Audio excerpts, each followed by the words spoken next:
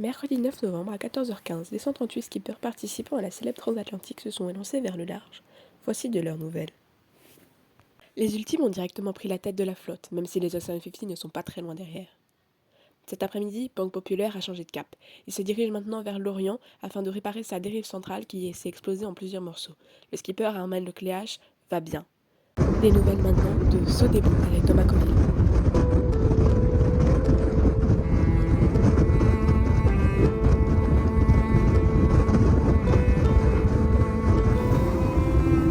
On passe les Rouges d'Ouvre. C'est un endroit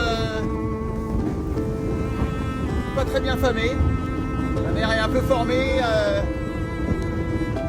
Vraiment, c'est très très beau, très sauvage. Vraiment des belles images.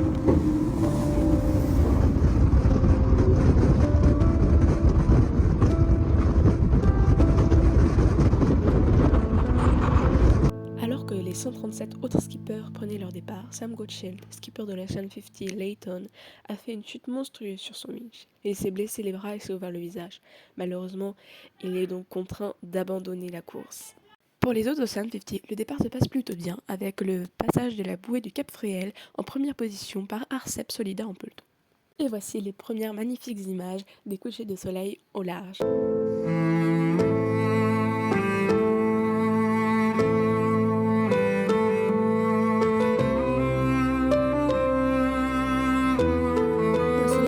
Du 10 novembre matin.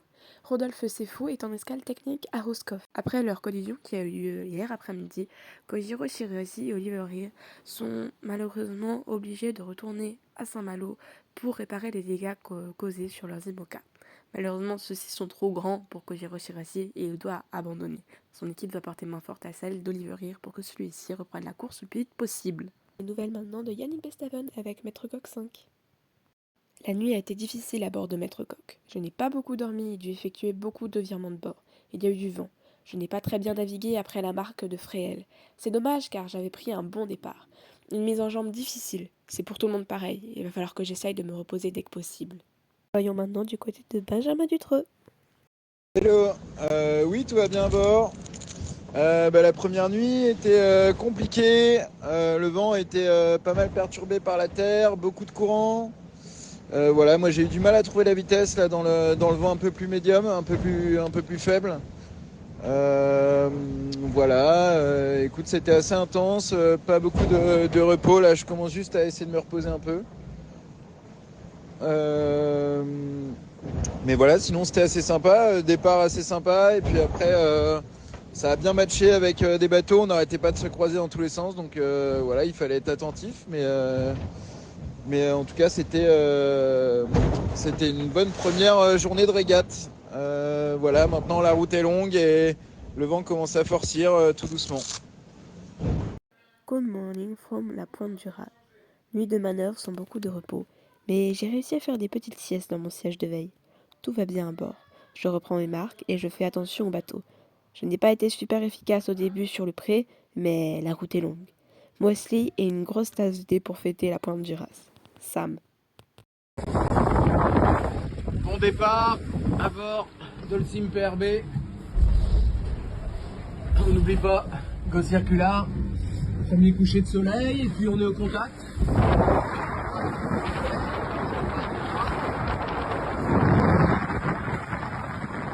Jérémy, Louis et Abigail là-bas. Donc voilà, c'est pas fini, mais bon, un départ, regardez la lune qui se lève, là où se couche, en même temps que le soleil qui se couche. Donc voilà, ça va encore tirer des bords le long de la côte bretonne. Là on est face au courant. Regardez comme c'est beau. Bon, très beau départ. Allez, merci. Tout va très bien à bord. Les 24 premières heures de course ont été hyper intenses. J'ai fait je ne sais pas combien de virements de bord. Entre la pétole, le vent fort, les changements de voile, les cailloux, etc. C'était super intense et très physique. J'ai pas du tout dormi encore, mais là, je prépare un petit lyophilisé de mac cheese et j'espère pouvoir me reposer un peu. Allez, bisous. Salut les amis, bon bah j'ai passé la voie de frais, le soleil vient de se coucher à l'instant, je vous la fais courte, il y a Justine à côté de moi. Le vent a molli énorme, on est dans la baie juste derrière le Cap Fréhel que vous voyez là-bas. Je pense que je suis pas trop mal, je vois plein de bateaux derrière et pas trop de vent. Voilà. C'est un signe. Après, comme dit Jean Le Cap, ne faisons pas le kéké. Ça finit toujours par nous retomber dessus, vous le savez, et je le sais. Alors je me reconcentre, parce que là c'est pas facile à faire avancer. Bye bye. 24 heures sont déjà passées sur cette 12e édition de la Route du Rhum. Les bords s'enchaînent au pré pour passer la pointe Bretagne. On va toucher du vent plus fort dans les heures à venir. Tout se passe bien à bord. Les conditions et l'état de la mer sont convenables. Stay tuned pour la suite, ça va se muscler. Bonjour tout le monde, voilà, premier matin sur cette route du Rhum. Là je suis en train de passer dans le Ratsin avec le courant favorable. Là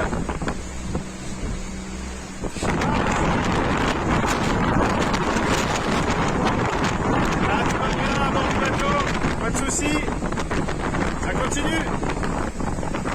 Allons maintenant voir du côté des Ocean 50. Et voilà, première nuit en mer.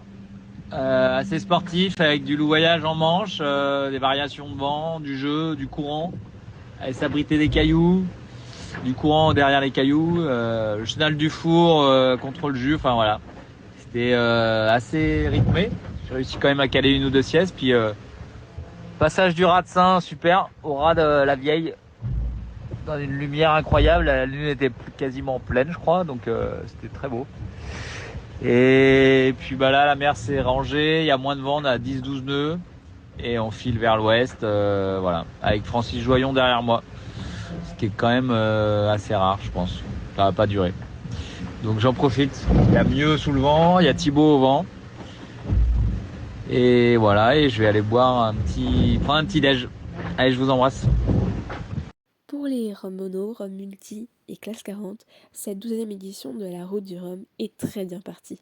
Cependant, 17 bateaux de la flotte ont été très pressés de débuter cette Route du Rhum puisqu'ils ont franchi la ligne de départ avant l'heure de départ. Ils ont donc une pénalité de 4 heures. Voici la liste.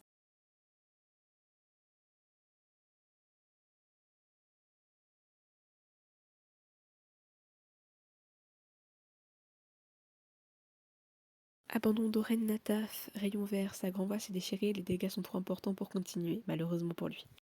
Et pour finir ces 24 premières heures, le podium pour chaque catégorie. Et voilà pour cette première vidéo, on se retrouve rapidement pour une deuxième. Si ça t'a plu, tu peux liker et t'abonner.